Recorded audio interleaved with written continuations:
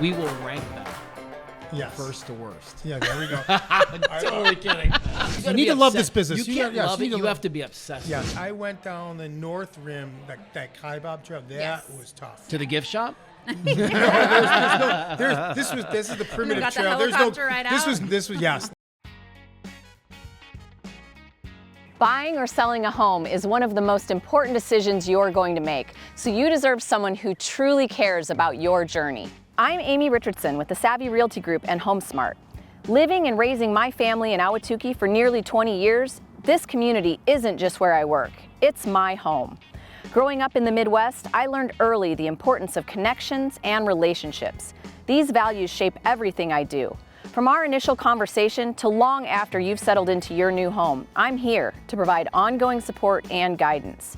From staging to cutting-edge marketing strategies, we expertly showcase your home to sell swiftly for the highest possible price. So if you're ready to buy or sell, please reach out to me. And remember, important decisions require savvy solutions.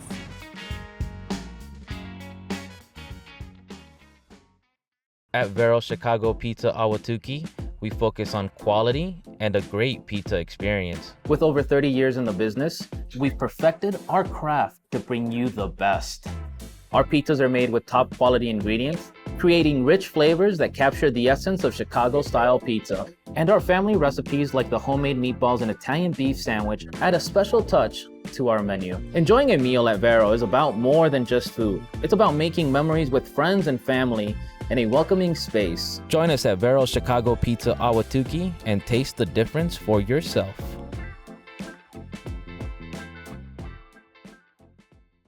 Well, welcome to episode number 77 of our Move the Needle YouTube and podcast series. I'm Matthew Blaze. Steve Putz. And guess who's here? Dori Den. That's some little fun we were having before we started to Dori tape. Yeah. Eden, I love it. Dori Eden of Duenas, Eden Cravatta. Said that very well. Thank you. Yes. Well, I got schooled. You know, that's one of the reasons I figure I woke up today was so I could learn that little bit of information. So, and if the name sounds familiar, it's because they're a great partner of us here at Move the Needle. And so, before we do anything, we say thank you. Absolutely. You're welcome, and thank you for having me. I'm very excited to be here. Yeah, I'm excited. I mean, look, you're in a hot topic. Easy to say. Family law, people who are going through divorce. I mean, I know that you're doing some paternity issues, adoption. So there's a lot going on there, but there's plenty to get into. But I don't want to start there. Yeah. I read online, you said something, don't be nervous, by the way. You said, after shoveling one too many driveways in the Midwest, I packed up the day after graduation from law school and drove to Phoenix. And so where were you in the Midwest? Where were you shoveling snow? So I am originally from about 45 minutes outside of Chicago. Okay. North or south? West. Okay. Western suburb, Wheaton, where I was born and raised. So my in-laws lived in, not in Wheaton, but in the town, what's the little town that's right next door to it? Naperville, Warrenville, Glen Ellen. Smaller. It's more of a... Tiny? Yeah, it's town? right next to it. I'll think of it in a little bit. But they're right next to Wheaton. Okay. Yeah. Okay. So I went to college in Champaign, middle of a cornfield is what I always said, Champaign University of Illinois. And then I went to law school in Cleveland, Ohio. And so the snow, people talk about the lake effect snow It's in real. Chicago. It is much worse in Cleveland. It is much worse in Cleveland. There was one year we were leaving, I think it was my third year of law school, to drive from Cleveland to Chicago for Thanksgiving.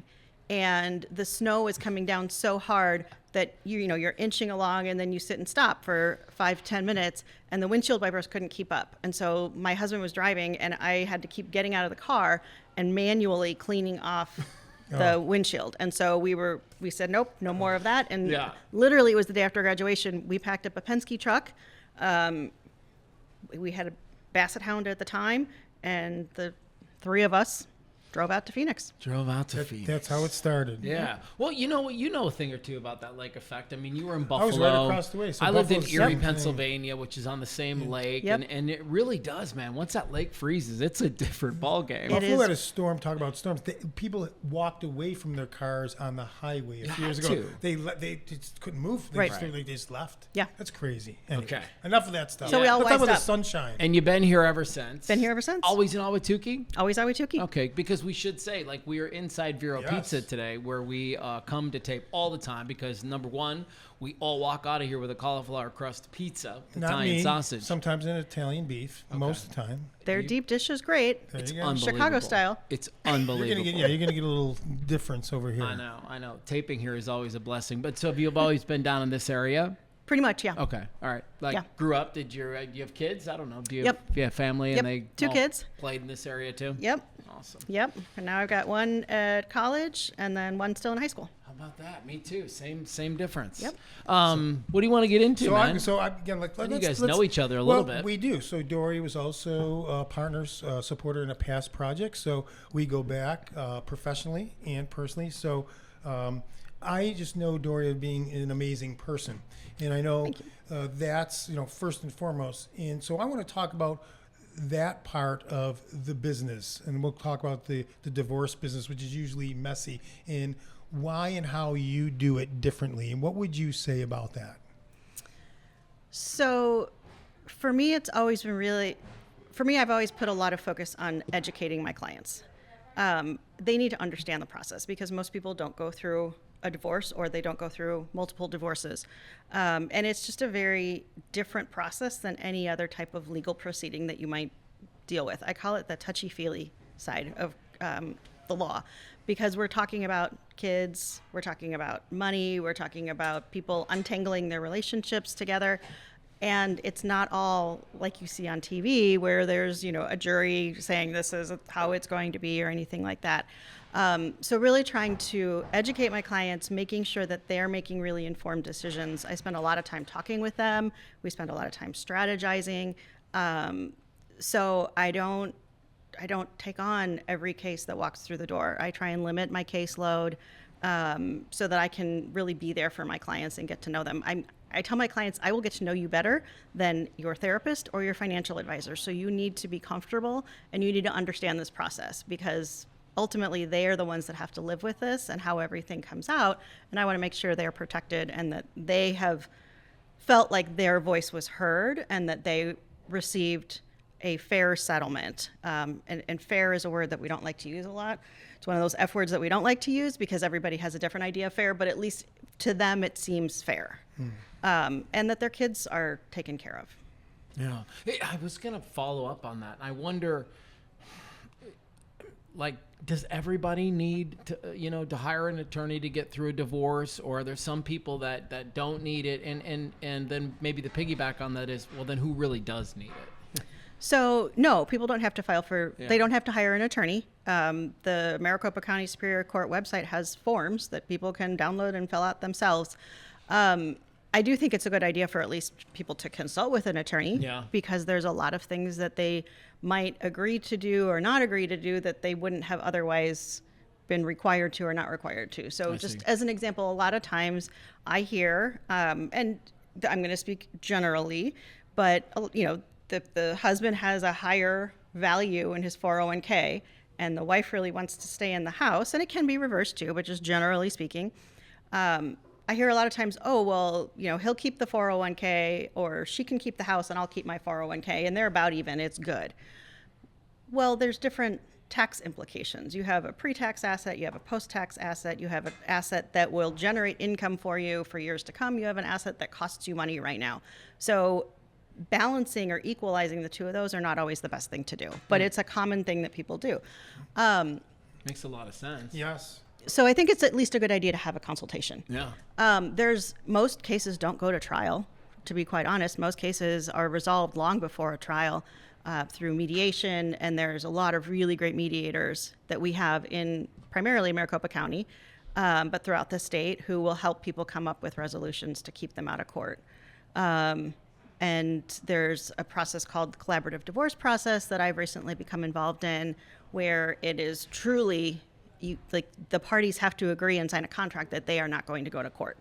So the whole purpose is we are going to resolve everything and we're going to try and do it in such a way that hopefully when the divorce is finished, they can at least still be amicable enough for their kids as the kids are growing up and for their grandkids, and to be there and be able to sit in the same room together. Interesting. Who absolutely needs an attorney? Someone who really doesn't have any idea of the legal process or who doesn't have any idea of their finances, somebody who probably hasn't been in the workforce, or if they have children with some particular special needs, if there's substance abuse issues going on. Those are a lot of the more complicated cases. If there's a business that needs to be valued, those are typically the types of cases where I'm involved, or when we see other attorneys getting involved. It's not as much the people who maybe got married and their marriage didn't last for a year or two. It's short-term marriage. They're young. They don't necessarily have a whole lot of assets. Maybe don't have any kids together. Those people, it's typically a little bit easier from a legal standpoint, not necessarily emotionally for them, right? But it might be a little bit easier, not as many complex issues. So it's more complex is the short answer then. Right on.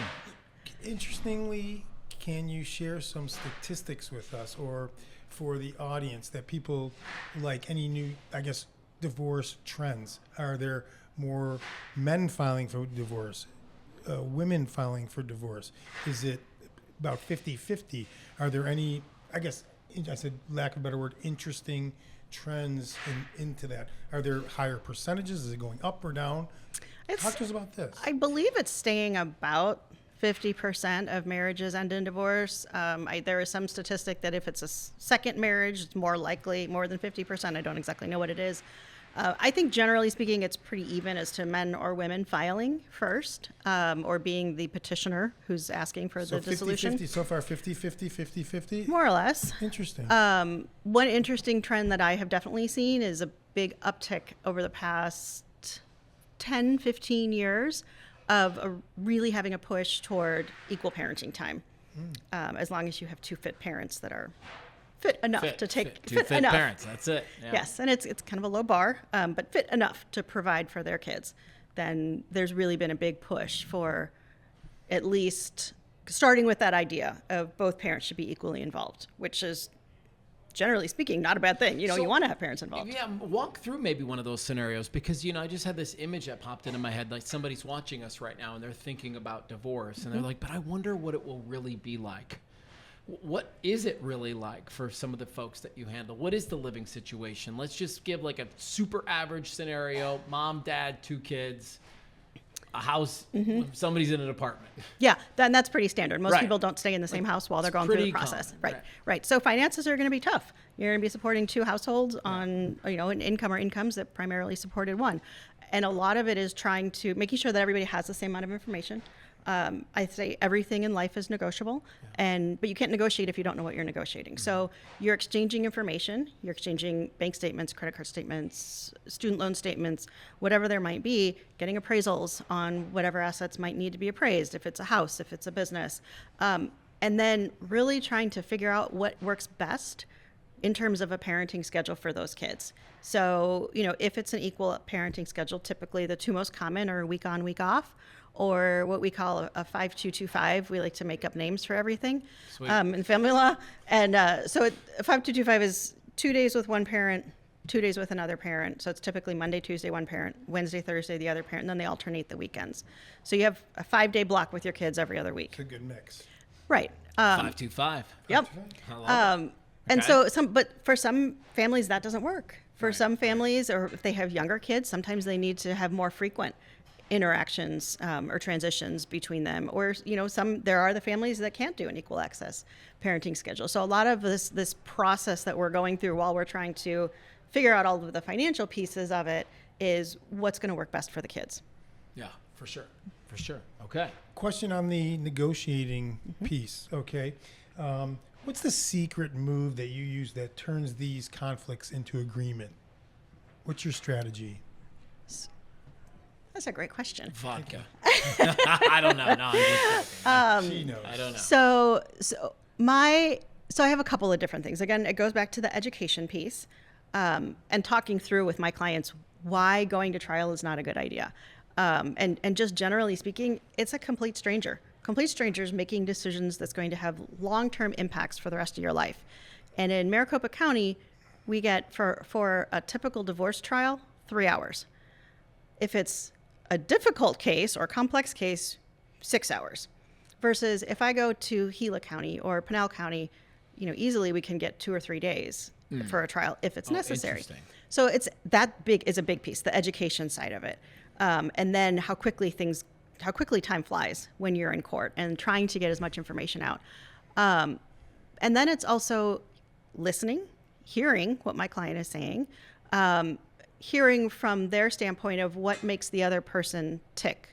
Is it, does the other person need to feel like the settlement idea is their own idea? Well, then how can we present something that they can then latch onto as their idea to come up with some agreement? Gotcha. So some, I guess, simple psychology tactics that a lot of people use. Man, it's Yoda. Hey, great idea. Okay, Right. we'll jump on that one too. Yep. Okay. So, and then back to all the years of practicing law. What moment didn't just change in that case, but changed you as a person? Ooh, that's a good question. Like, was there ever some case you were working on that changed you? Yes. Sorry, I tangled that one up a bit. It's all right. And it's a deep one. Are you comfortable sharing it? I can share some very basic details about it. It was a case, and it was, thankfully, it's the one and only time it's ever happened, but in the middle of a very complex custody battle, one of the children passed away very unexpectedly. And it was really tough. It was really tough. It made me reevaluate kind of how I want to approach things. Especially being a mom myself, and my kids were roughly the same, pretty close in age to this child that passed away. And so that hits home. And then you start to realize more of, there's a lot of damage that parents do to their kids. And going through a really contentious divorce it doesn't just hurt the parents. There's a lot of long-term consequences that psychologists and mental health providers have started to really study and see in children as their parents have gone through this process. And it starts to really manifest in the kids when they're young adults getting into their own relationships, getting married themselves, starting their own families. That's when you really start to see how their parents' nasty divorce impacted them. I just love that you said that, because I've shared that with somebody I know who's down this road right now. And I said, how you go through this shows your kids how to go through it if they're ever going to be in that scenario. So just remember that. Treat her the right way, do the right things here, and and hopefully she'll do the same. But what I've found is that sometimes people want to win, and this they have to win, and that causes conflict. A lot. That's what it is. And because 50-50 sounds pretty easy, right? Right. But 50-50 of what? Is it 50-50 of this pile? Is it 50-50 of this and this? Is it? But even my all point. The piles. But even my point, Dori. A lot of people be happy with 51-49 because that's the victory. That's waving the victory flag. So it's not even about all right. Any other bring them home questions? Yeah. Well, I mean, I know. So they're big into the dogs and their practice. Well, how so? They talk to them. They invite them in. We do. We pretty much everybody in the office has a dog at their house. And we do like to bring dogs in to the office every so often. Right on. Yeah, it really like kind of helps people calm down. Of course. None of them are therapy Emotional dogs. support dogs. Yes. But they're always happy and excited to see people, and they love coming to the office, and they always know whose desk do they need to go to get a cookie. And funny story, and I told my partner Carrie I was going to bring this up. Our puppy, we have a 2-year-old puppy, came to us because my partner Carrie and my paralegal were talking one day, looked out the window at our office, and in the parking lot was this little puppy. And they went out and they coaxed the puppy in, and we put all over, Facebook and called Humane Society and Lost Our Home, etc., all these different places, and nobody came and said this was their dog. And so they say they found a sucker. I say I was just going to foster it briefly and brought it home. Kids fell in love. Okay. Yes, and she is a very, very sweet little girl. Because that leads into this question, Casey. I know there's dogs around.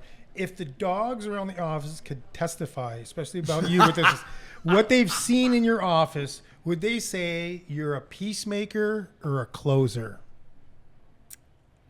They would probably say I'm a peacemaker. Okay. I'm a peacemaker because my goal is to help people get through this and not, I'm not going to be overly aggressive on things that you talk about people wanting to win. Nobody wins in family law.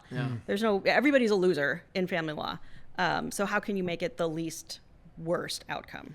She even says on her website, she says, my goal is to try to make difficult situations easier for my clients. And you just almost articulated the same thing. And dogs have that instinct, so I probably would agree. They probably say she's a I just thought of dogs testifying. I was like, that would be so golden. Think about if any of our animals could testify about what they saw in our homes. Yep.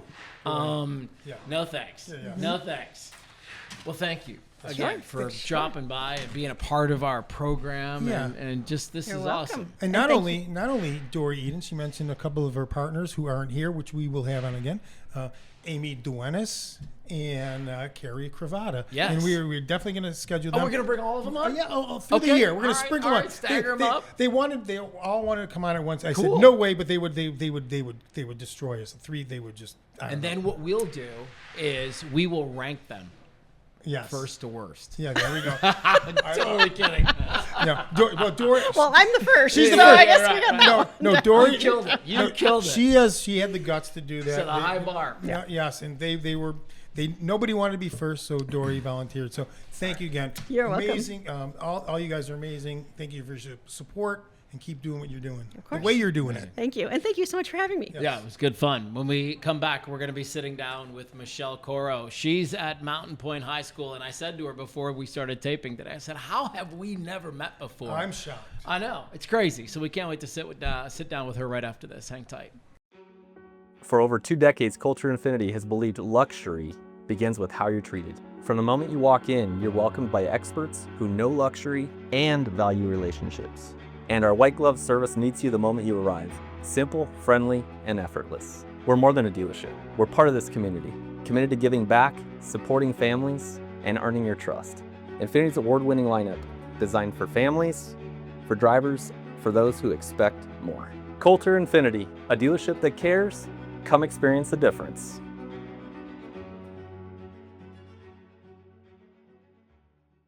Hi, I'm Kim Selchin, owner of Tutor Doctor of Ahwatukee, Chandler, and Gilbert. We understand every student is unique, which is why we meet them where they feel most at ease, whether online, at home, or in a public space.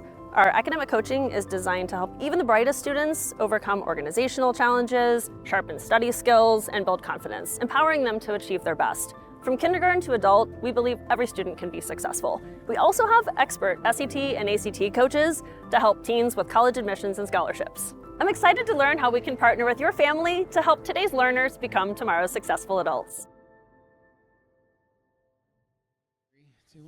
Well, welcome back. It's episode number 77 of our Move the Needle YouTube and podcast series, and we're at Vero Pizza down here in the Ahwatukee foothills. 77, Phil Esposito. Do you know who that is? Of course I know Phil. Okay, Esposito. there he is, number 7. Yeah, You're a hockey guy. I forgot Sure, that. sure. That's the only sport you do know. That's it. You ask me anybody about Anything else, baseball, he's like- football, he's like, basketball, no "What's idea. that?" No idea. Yes. Real quick, before we chat with Michelle here, I just want to say thanks to Brewers. Yes. They are the newest partner to join our party here, and we're so grateful. They actually did the air conditioning units at my house this year. And mine as well. Oh, did they really? 2 years ago. Oh, okay. And anyways, just want to say thanks to Brewers. Yes. It's awesome to have you guys along Great for the community ride. supporters as well. So great fit for our platform. Let's talk about a great fit for our Yes, platform here, let's Michelle do it. Coro. Now, you've been in the classroom 30 years. 30. Can you believe that? I can't believe can, it. right? Because we're all getting to be an Yeah. age where about Yeah, 30 years. I is say the kinda- same thing, 25 years plus. And you did some time at Desert Vista. Now you're doing time at Mountain Pointe High School. It feels like it. And your role as a media teacher. First question I have to ask you: what are the big differences between the two high schools? Because there is certainly a rivalry. There's a rival. I never thought in all the time that I was at Desert Vista that I would end up at Mountain Pointe. It took me the first year, I didn't even wear the school colors because I thought, this just feels... Doesn't feel right. Weird. Doesn't Yeah, feel right. I can imagine. But there was definitely a reason to go there, and I've been there for 3 years now, or going into 2.5, 3 years, and they're different. They're different in the way that they're both great high schools. They both have good people, but the feel of the schools are very different in terms of intensity and in terms of just kind of the general vibe of them. So Yeah. both good schools, but very different in the way that they feel. Yeah. Okay. Can you be? What are some of the differences? Like, I see Mountain Pointe is like I don't know. Feels tougher. It feels like a tougher school. Feels like there's more arts there too. But I don't know. That could just be the big banner that hangs on the side of the road. Like a tougher football, like and the tougher, territory. like and when you ever watch them on the football football team field, looks you better tough. watch Yeah, out. right, Tougher? right. No, I wouldn't call it tougher in that. The makeup of the schools are different. They're very different in types of the diversity of the Okay, schools. yeah. They're very different in kind of their traditions and their feels of the areas. You know, they are longtime rivals Yeah. of Ahwatukee. You know, they go back to the beginning of the Tukey Bowl, however many years ago, and those parts of the school that are not the same, they're glaring when you see them. Yeah. But overall, they're both good schools. Yeah, it's cool. All right. That's what I would see, and I think just being in the community. My son Mm-hmm. and daughter graduated from Desert Vista, part of the sports too. So I know about the rivalries. Been over there. I think they're both very rich in diversity. I mean, to me, it seems. Yeah, I don't know the difference. I think I was thinking more geographically. Maybe there's because of, again, when people live in certain communities, there's a different feel. Mountain Pointe pulls from. That's more on that side, correct? Or where are the kids coming from? Mountain Pointe pulls kids from all over, was literally fancy, all yeah, over the 'cause, valley. like, We pull close to kids Tempe. from Tempe, from Chandler, from Okay. as far as Glendale. They're kids who drive 40 minutes a day. So location Location. diversity. Yes, So there are kids and there Okay. are families that choose to go to Mountain Pointe because they want to be at that school and in that environment. So we've got kids who are coming up from Maricopa. We've got kids who are coming from all over. Yeah. So That's is cool. that a All little right. bit of a difference from DV? DV, do they have the same type of Are thing most or of the not kids as from around much? here? Are I know a lot of tell people me, that does come up that from same Maricopa. thing going into There's some, but DV pulls more from the general area that Okay. it So centers that's a big around. difference right yeah, there. so that's a big Oh, yeah. difference. You know, it becomes a difference when, you know, at 3:00, at 3:05, you know, our campus is bare. You know, the kids who are in sports are there. We've got kids who are getting on buses who will ride a bus Yeah. for 30 minutes to get home, which is the same thing that I did. When I think about it, I went to high school and it was a 30-minute bus ride for me. Easily. So it's not different in the sense that that's anything new for anyone. Sure. But the kids and the parents who are at Mountain Pointe are really making choices to come there. All right. Michelle is the media Yes. educator there, and so. Number one, I would imagine you're like the cool teacher, right? Because at least Well- you're not history or math, Yeah. right? And so, from my vantage point, I'd be looking forward to that class much more than I would history or In math. theory, that's what we hope. In But theory. But you do have kids, and I know this because I teach my podcast class at Desert Garden Montessori School at the high school up there. Send And them to there- me. and there's kids who don't really want anything to do with media. And so I'm just wondering, what's your classroom like? Like day one, they're in the seats. What are you talking about? One of the things that I try to get kids to understand is I like toys. I like to play with toys. The only way to learn how to play with these toys are to put them into use. You got to get in front of it. You got to try it out. You got to press the button. You got to see what happens. We're not going to hurt it. Right. Hopefully we teach a little bit of safety, but we're not going to hurt it to be able to try it. And so that's what we do in my classroom. Now, what are the toys that you're talking about? The toys, well, depending on which class that we're talking about, I teach graphic arts and video production. Oh, okay. So in graphic arts, we focus on working with Adobe Illustrator and Adobe Photoshop, and we share stories through pictures and through what things look like visually. And we cover the yearbook, and we are always out taking pictures. And so the toys are the cameras and the computers and the software, and just really taking those initial steps to kind of get the feet wet into it, and then just going further and further as the kids continue on in the programs. Then, of course, in video production, we're teaching all production techniques, and so we're teaching them about how to use microphones, how to use cameras, how to shoot, how to edit. And for some kids, they love it because they're coming into my classroom and they've got their phones and they've been able to, download CapCut, and now we're teaching them kind of the reasons behind that. It's fun to play with, but we also want to know, why does it work that way, and what can you do with this, with the rest with of the your software. lives. Oh, I see. Okay, cool. Well, I think that would be such a fun class. Yeah. I got on that teaching question. I've got if the high school newsroom is training tomorrow's media leaders, what's the one skill schools still aren't teaching enough?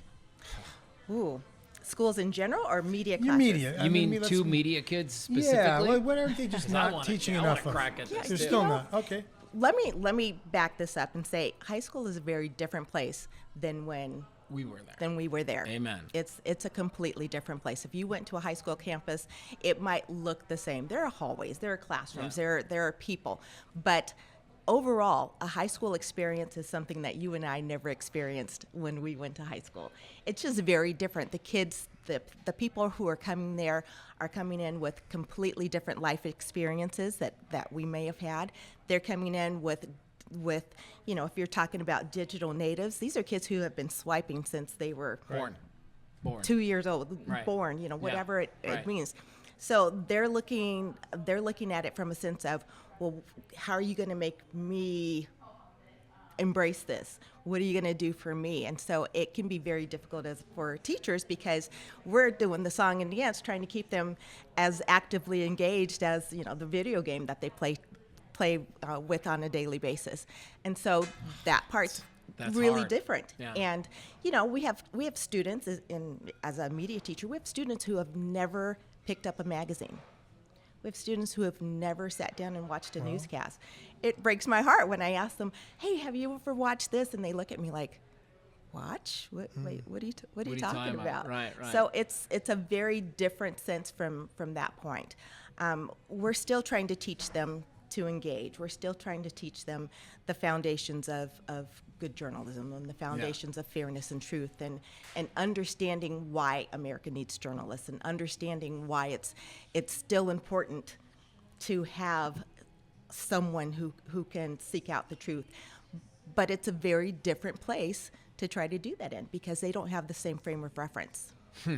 So many things. Your turn. So you go. What say you on that? What are we not teaching kids that want to get into journalism? Yes, that need to something they're I don't missing. think we're truthful enough with them with how hard it's going to be. Okay. Like it is a grueling business. It is. I mean, I spent 30 years in it. It will tear you down and apart and all the things. And so you really have to want it. So I would do. say this.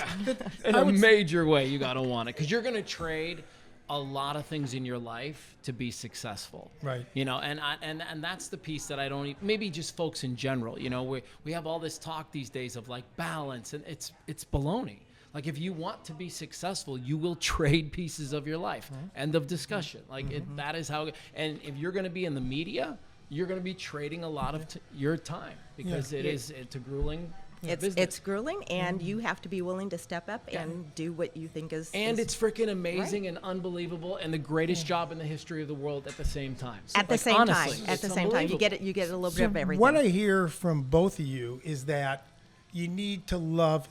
Isn't very different from anything else. You need to love this business. You can't love it. You have to be obsessed with it. Because, but truthfully, what's the difference if you again to your guys' point, if you want to be a doctor, same type of thing. You really have to, you got to be all in. I mean, it's really, that's the world we live in. If you want to be a pro athlete, you got to be all in. You have to be willing. I always tell students, I can teach you what I need you to know. I can show you how to use it. I can show you how to turn it on. I can show you, where to go and who to talk to. But I need you to be willing. I need you to be willing to give it a try first and foremost.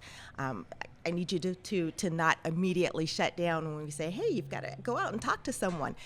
That brings panic to kids' ears when the idea of going to talk to someone and having a one-on-one conversation. I was just going to ask you that because it makes me think, how are you teaching conversation? It seems funny to say that out loud, but we're going to probably have to start teaching kids how to talk to each other. We have to, Because they're just here, right? And they're great emailers and texters. Well, even that, we've got to teach them capitalization and mechanical rules and all of those things. Honestly, going back to COVID changed everything. You're right. In the classroom. It really did. And, even though that was 6 years or so ago that we felt the initial boom, we're still feeling the results of that. We're still feeling the fallout of it. I can meet a kid and I know almost exactly how old they were during those years, because those social skills or the lessons that they would have really hit hard during that time are missing, and it's we're still trying to build those pieces and fill those gaps in. My daughter was on the forefront. She was going into freshman year at Desert Vista when you were there back one year where she must have been just probably right then. That was her freshman year. Is that when you left TV, right around the beginning of COVID? Right after. Right after. She was there. My daughter was there at the same time. And she was one she's one that really affected, I saw that. So I saw as a parent, I saw her, she was on the front. She was a very social person, very active. So she was on the other end. When you shut someone like that down, it's just as stifling as you think the flip-flop. So I wanted to ask you. We're still living it. You are. I saw in your in one of your bios or somewhere that you still do like side gigs as a photographer and a videographer. I do. And I was like, this is so cool that you keep your hands in it that way. I do. Well, as I said, I like. And who doesn't want to hire Michelle? What do you like to shoot? Tell us some of your favorite things. I don't shoot a lot, but if someone comes to me, and usually it's someone that I know, and I've shot weddings, I've shot more funerals than you can ever possibly imagine. Yeah, believe it or not, for a while there I thought, am I going to have to go into business and open up this kind of service of weddings and funerals? People will be having them forever. Yeah. I shoot a lot of events, just all sorts of stuff that come up, and so I enjoy it. And I make videos. My family, we joke and say a good time in the Coro household or a vacation is having a photo shoot. Making videos. That's kind of what we do. Did you ever work in the media when you got out of school? What did you do? I went to ASU, and my degree to Cronkite. Yeah, my degree's in broadcast journalism. So I started out as a broadcaster in terms of schooling, but I was a writer, and so along the way, one of my favorite professors, Dr. Bromlett Solomon, said, Michelle, you should probably do an internship, or you're a really good writer. And so I did. I started out working for the Mesa Tribune as a newspaper and fire reporter. So I covered all of the dastardly, despicable things that were going on in Phoenix at that time, and I did that for a couple of years, and then thought, well, maybe I should use this broadcasting degree. And so then I went to Yuma. Yes. Yuma. Good old Yuma. Towns first. Yeah, good old Yuma. I worked for a station there. I worked for a station here locally. My husband and I married. He's a sports writer, and so we've always been both involved in journalism. Media. Yeah, we met at J School. So we moved to Kansas City, and I was working for a TV station there. I used to live in Kansas City. Did you really? Yeah, I did radio at a place called Mix 93.3. I think I remember that. I worked at WDAF. Oh, the country station. No, the TV station. Oh, there. okay. I'm thinking of something else. Don't worry. Yeah. So was there, and did you like Kansas City? We did. I liked it too. It was the first place that we moved to. When you're young marrieds, and we didn't have a big market. Have anything. So work good there. Good chance. Yeah, good shot. Yeah, it's a good city to be doing. It's a good some city. writing in. So at some point in time, he was working for the newspaper. I was working for the TV station. Driving home at going to work at 3 a.m. and getting off at 12 in the afternoon, and he'd go to work at 3 p.m. and get off at 12 at night. One day he came home and he said, hey, there's a school that I cover that's looking for a journalism teacher. And I thought, okay, maybe, I'll look into it. And so I left the newsroom and went into the classroom. That's and it. For you. Never went back. Yeah, but it's great at least that you had a few years of experience. Like that's the cool thing, the real experience. Yeah, because totally helps out. That really is a big deal when you're training the next generation of people, because you did the first part of that journey, which is like you go to a small market, you cut your teeth, got your hands dirty. Yeah, then you get to a bigger market. You learn to do all of the stuff all by yourself. That's right. Lugging equipment and figuring it out. So it's an important part. Well, I got a fun one. Right. I'm glad you talked about Here we go. I'm glad you talked about her videography and photography skills. So, if your classroom were a Netflix series, what would the pilot episode be called, and why would people love to watch it? Say that again. If her classroom were a Netflix series, okay. Oh, gosh. What would the episode be called? We have to pause right there. Okay. What would it be? What would you call it? Well, I'd probably call it Yerds. Yerds is a kind of a term that we use for yearbook nerds. And explain that. Yearbook nerds are Yearbook nerds. Yearbook Yeah. nerds. You know, because those are the kids that I'm sending out. Hey, go talk to this person. You got to get a picture of this person. You've got to tell this person's story. And again, these are young kids who, for the most part, they're looking at me like, wait, what? You want me to go do what? And so walking them through that whole process of how to learn how to communicate with someone.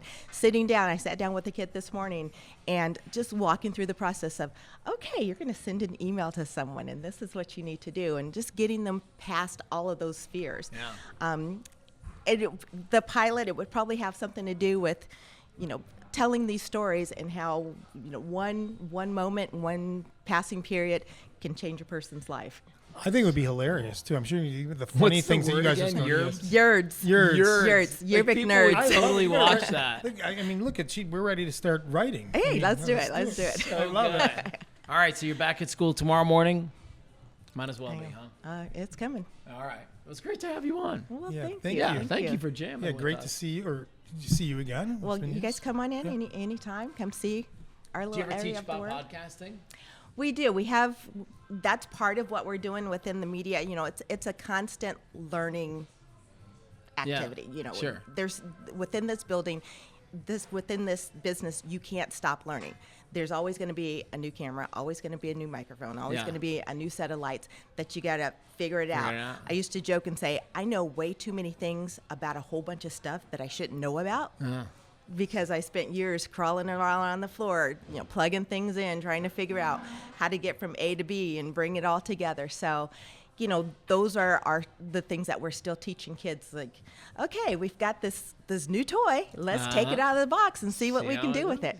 I love it. Love it. All right, good stuff. Well, thanks again for thank stopping you. by. Keep it up. This was fun. A lot of fun. All right, we are going to take a quick break. When we come back, we're going to sit down with the woman who's responsible for my body hurting. Wow. Yeah. Okay. Yes, that's it's called a tease. We'll see you next. Divorce is never easy. It's emotional, uncertain, and deeply personal. That's why at Duenas Cravatta, we start by listening. Unlike large firms, we specifically limit our case size, so your case never gets lost. We guide you through divorce, custody, and property division with clarity and care. Some lawyers equate aggression with success. We know better. We lead with compassion, integrity, and unwavering advocacy, because protecting families requires more than a courtroom fight. At Duenas Cravatta, we're more than attorneys. We're your partners for tomorrow. What makes Bella Set lingerie so unique? For starters, check out the vast selection and size range. Cups from A to K in styles like balcony, plunge, wireless, strapless, and more, including mastectomy and maternity bras. With superior customer service and free professional fittings, it's the go-to bra shop in the East Valley. Locally owned, with 2 locations in Ahwatukee and Gilbert. Check out our glowing reviews on Google and Yelp. Visit bellasetlingerie.com to learn more. Welcome back. Segment number 3 of our Move the Needle YouTube and podcast series. I said before the break that we'd be sitting down with a woman responsible for my body feeling the way that it does right now. And that's maybe not fair, because it's probably my fault that the body hurts. But Steve, welcome back. Thank you. Say hello to Shauna Brown. Hey, Shauna. She operates Unify, which is my new gym. Like, I'm repping it. I love hard. it. He's on board. I appreciate it. Welcome. Yeah. Welcome. Thank you so much for having me. Yeah, so it's not all her fault that my body hurts. It's mostly because, and I mean this is the biggest compliment I can possibly pay you. I come home every day from my workouts and I say to my wife, I just did 5 things I've never done in my entire life. And that is why I appreciate what you're doing at Unify. You are doing, it's such a unique workout. It's things I don't do. Why do you do it the way you do it? I think it's for many reasons. Okay. One of the bigger things is it comes back to my background, which is I believe that like strength training and mobility and this idea of like functionality should be paired together. Okay. So when you say that there's new things that you haven't done, so most people traditionally see strength training and you can see movements. You see squats, you see pulls, pull-ups, presses, everything under the sun. And that's all great and necessary for a good, strong body. But we also need to do the movements and how our joints actually move. Yeah. So multi-directional, stability, Not just always the show muscles. Yeah. So. The show muscles. I'm telling you, like man. that. Like, I'm lifting my leg in ways I haven't before. Shoulders are doing things they don't normally do. So why did you? Let's peel back. You're on your why did you go there? All of a sudden you're there. How did you find yourself my there? reason is crystal clear, as a matter of fact, because we've had Dr. Hurst on the show before. Sure. If you don't know, and I think I've told you about Dr. Hurst, I need to introduce the two of you. But he's a longevity specialist, and I have been producing his podcast for the last couple of years, and he's interviewed so many people in physical therapy and people that are just really brilliant minds in the health world, and all of them are talking about the way that she's training people. And so I was a beloved member of the YMCA. I've kind of done that whole thing that I think a lot of people do down here, which is you go to the Y for a while, and then you take a break, and then you go, and then you take a break. But I was just getting a little bit bored there, and I needed to be a challenge. So I got on ClassPass. Are you familiar with that? I mean, I know you are. I heard about it. Yeah. And I went to 3 different workouts, and then I went to Shauna's workout, and every experience I had after that was like, well, this is lame. And so, I mean, I canceled ClassPass, and I still had 2 weeks left on it. And her and I sat down, and I signed up, and I've got the membership, and I'm doing all the things, and it's fantastic. So okay, it's exactly what my body needs. You got the membership, you got all the things. Yeah. What are all the things from a? Hit me. Tell me. Tell everybody about this. What are you doing? Oh, what do I do? Yeah, what are you doing? So I get my ass kicked every morning at either 5, 6, or 7. Okay. And then I jump in. She's got these 2 infrared rooms, and so they've got the whole hot cold thing. So I'll do sauna, cold plunge, or cold plunge sauna. Sounds whatever, fun. Wow. Whatever she tells me to do. But then she's got this other room, and I have to get in this room where she's got these compression boots that I want to try them out because I think that I'm actually going to really like them. And then she's got another room where she's got a massage therapist that will come in and do things. So it's a rad little spot. So that's where you're jumping in. You're doing all those modalities doing every all day? that. Not every day. I don't do the hot and cold plunge every day anymore because it turns out that I can't quite sacrifice 2.5 hours every morning for myself. So strange. Yeah. Turns out my life gets started and things get in the way. But no, it's been cool. Awesome. I wanted to ask you a question. Sorry to talk about all that stuff. But I love it. Experience is the best. It is the Yeah, best. that's You're what right. you want to hear. You trained Olympic athletes. You trained Dodgers baseball players. You worked for the Dodgers a little bit. I'm sure people get excited to talk about that experience with you. How did you get into the big leagues? What was that gig? What did that look like? So I originally started as more personal training and a massage therapist, and I found this kind of window for me where I realized injury was a huge thing. So I went back to school for sports medicine as a licensed athletic trainer. Okay. And from there, that's what really led me into thinking, before I was going to open up my own practice, I wanted to work in sports. So I worked as a healthcare provider. I worked for the Dodgers for a season to get my feel for if that's where I wanted to stay in the environment. And I really realized that, it's as cool as it is, and I loved and I still stay in contact with a lot of the players I worked with and staff members, but I wanted to help all people, and I have a passion for health and a passion for getting people to live the life that they want to live, and health is the vehicle for me to help people do that. So it just it was a great opportunity to work with the top 1 percentile, but really principles remain the same, throughout whatever you're trying to do. Well, and I'm sure you saw so many things. How were you with him for a year or something? Just a season. Just a season, but even over the course of a season in the big leagues, boy, you're seeing so many different kinds of injuries, and you're seeing, more importantly, and I think this may be a special touch she brings to us at Unify, is that you're seeing what the very best of the best and how they train. Best technology. Yeah, too. right. And the best movements and all of the things. Are there ever times where you're training us in the morning and you're like, oh yeah, we used to do that at the Dodgers? Oh, facility? Absolutely. Actually, it's the flip happens. Is it the to bear me. crawls? Yeah. It's all the crazy joint motions that you're like, why is my leg going this direction? Yeah, That's right. actually what you're doing. But it's actually the flip where people watch the sports and they wonder why I do what I do, because I am pushing the limits in a lot of ways of what I do at my facility.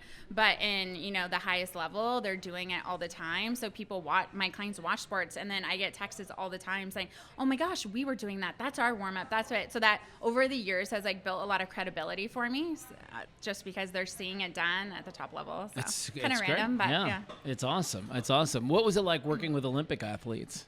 It was really cool because, when you work, I've worked with NFL, I've worked with baseball, and there's a lot of money that they can spend on their bodies. But when you get down to Olympic athletes, it was a whole new world because a lot of them juggle jobs with training. So they have lives and families. And amateurs, yeah, exactly. So there's an exception of a few that get paid and have great sponsorships. But it was a really cool opportunity because you saw people juggle life.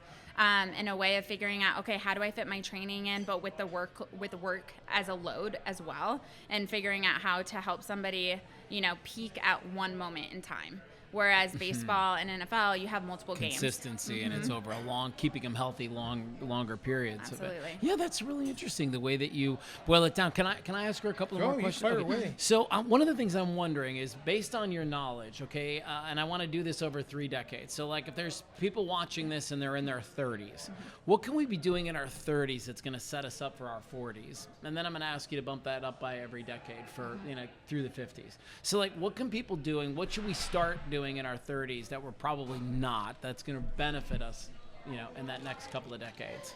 Basics, drinking water, sleep. Strength training, I believe, is a non-negotiable. Strength training. Yes. I think it's something that, we used to live in this world where it's like, do something that you love to do that doesn't feel like exercise. But I think the research that's coming out, it's plain and simple. Like, strength training will lead to like a better life and will give you the body that you want. And what muscle does for you metabolically is huge. Not just how it makes you look, right? So yeah, and these are the things that these longevity docs that I've been listening to for the last year, they're all talking about. And I remember this one guy said something that was so powerful, and it's one of the reasons that I push through, because we do a lot of single leg squats at Unify, and because this guy said, and I hear it every time I'm doing a squat, it's in my playing, he's like, big muscles, there's like a line that they are drawing right now to cognitive function and preventing things like Alzheimer's, dementia, and what they're talking about is working the big muscles. And so when I'm like in the gym and I'm like, I don't want to do another one of these squats, I can't do it, and I keep telling myself, you don't want Alzheimer's either, brother. It's like, thank you, Shauna. Thank you. And then that's what I say. I say, thank you, Shauna. I look to her and say, thank Looking you. out for you, not just now, but down the road. Appreciate you. Right? So when I'm over there and I look like I'm dying, just know that I'm hyping myself up. It's good. It's awesome. So back me up on this. I read a little about Shauna's training. She's got a big thing on patience. She talks about patience. Is that true? What do you mean? Patience, basically, you like she's easygoing? No, not her. About her strength training, that you have to, I guess, become the muscle that, I don't know. How am I? I'm going to confuse myself. The one thing the body tries to tell you before you listen. What are some of those things that, I guess, the indicators? I'm really wrapping around this. I know. I'm like, I don't even know what the question is. I'm confusing myself. I guess, what are the indicators, like the people, like before people come to you? I guess that's what I'm looking for. What is my body going to tell me before I come to somebody like you? Some of these things going wrong, I guess. Like, what are the reasons why people come to me sometimes? Boy, I could have just said, thank you. Thank you. Matt, can you just cut out that whole part? Let's just start with that. Perfect. There better be cutting, because I can get a little rambling. Yeah. No. We're going to try this over. There is none, so you're going to hear all that. Yeah, you're going to hear all that. Yeah. Why do people come to you? Yeah. Yes, thank you. What's going to happen to my body that's going to say, like, I need to go there? There's a lot of reasons. I mean, one of the biggest ones for me, especially because I have that injury background, is people come to me because they've injured themselves and they're finishing up physical therapy, or maybe they never really seeked out help to be able to like move their bodies well, and there's activities they want to do, so they're limited. So there's that type of individual. There's the type of individual who wants a different gym experience, and is looking for something different because they're on and off on the Y, or these big box gyms, or smaller, boutique style gyms that, it's all for profit margins, where it's like they're cramming as many people in to, to make as much money. And, as a business owner, I understand it, but I also have chosen to go a totally different route and make my facility much more intimate and like small group, and make it be a situation where you're going to find way more success. And you're going to be able to learn more about your body, which ultimately like gives you more tools. So That is cool. I love that. Well, and it does. It has this great neighborhood feel to it. And everybody's very friendly in there. Do you mind if I share the other morning story? Oh, that's fine. I think it's great it's because fine. To me, it's such a testament to the place. But there was a mix-up on the schedule, and one of the guys who was supposed to come in and do a shift, he got confused, and he had a school thing. And it was fully my fault. Oh. So well, all right, fine.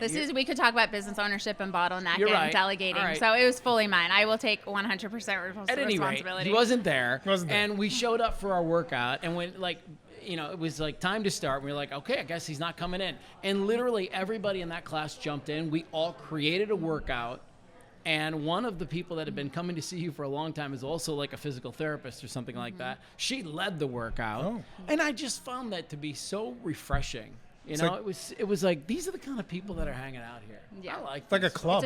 It's an absolute community. I mean, Ahwatukee's been phenomenal for me, but it's so cool to see. I mean, I've been open for 9 years, but the community that I've been fortunate enough to build, but it's people joining and having that like-minded feel and sense of, health and wellness and coming to not only better themselves, but better the people around them. It's pretty cool. Yeah. I will say on the scheduling thing, that's the only time it's ever happened in the history of my business. Is that crazy? Ever. So that's why everyone's and you called her out? What's going on? I just didn't mean that. Yeah, right. Hey, people know things happen. No. Not it happens. And I mean, the nice thing is my facility opens, so you can come. And the way I program workouts, it's actually, I try to flip the group fitness kind of model and try to make it more personal. So all of my programs run on like a 4-week cycle. So we're on like week 3. So a lot of people have been coming week to week to week. So it's been kind of nice in the sense of they just like, let's go. Yeah, jump next in Here line. So you got people coming. I mean, you said you're from Ahwatukee. Is that a lot of people in this area? You getting people from the East Valley, coming from everywhere? Most people are Tukeans. Like primarily Tukey, but because of how I integrate things, like I've attracted different people. They're not crossing the 10, are they? Oh, yes, they are.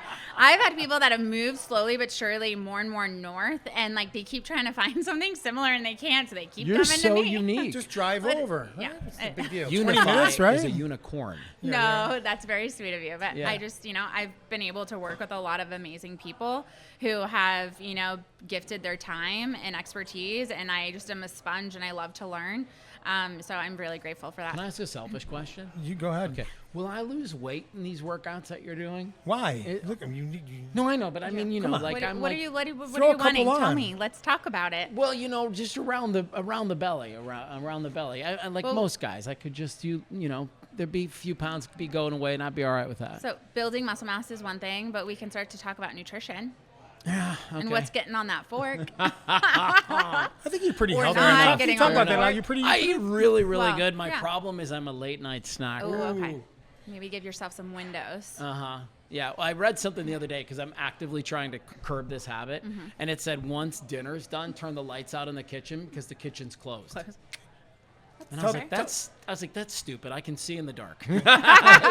Tell the wife not to buy the stupid idea. How about don't buy the ice cream? I know my house. I know where the food is. I tend to believe fully my house can be really boring, but like create the environment because all of us are human beings, right? Yeah. But if I just don't have access to those things, I won't eat it, and I won't be like, I'm gonna get in my car and go get it. Or if it's an isolated thing, life is to be enjoyed, and food is one of those things. So yeah, I don't know. It's a work in progress. Well, we can keep talking about it. I feel like my body's starting to shift. Yes, right? It is. Yeah, there's some. I'm telling you, dude. Like you should come and do a workout. I'm going to. I think I get 8 buddy passes a week. You got to come and try it out. I'm in. And you'd be doing things. You'd be like, whoa, I've never done that in my life before. Does my leg even move like that?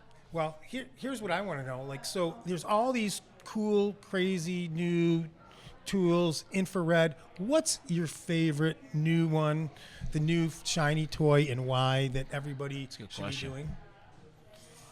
The new shiny toy. I like a lot of toys. This is the hard part is contrary to what my business coaches think, I invest so much in technology. So I love assessments. I have actually a VO2 Max machine that I absolutely love. Outstanding. Which is?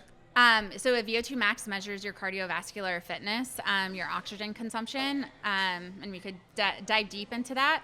But it's a really unique way to really see what your your lung capacity is in your pretty heart. accurate too. Very accurate. It's I have it where I have to do a bunch of things to get it ready, calibrate it, and then I can do it in-house. So I can do it on a bike for people who need a little lower impact. I can also do it on a treadmill based on the activity. Yeah, that's right. So it gives you a score, and that score is like it points it towards your age, and it gives you a percentage. So the nice thing about it that I love is I can take that information and we can get really detailed with like your heart rate zones, because a lot of times people play in this like middle range cardio where it's like I'm not pushing too hard or I'm not really pushing, or people just like spend too much time on HIIT and getting in the high heart rate, but they don't actually build the engine, so to speak. Can we talk a little bit? I mean, I'm sorry, like you're talking general, specific numbers. What's high? What's low? I mean, what are you talking about when you talk about? So everyone's a little bit different. So it's percentages, and there's a lot of like calculations there.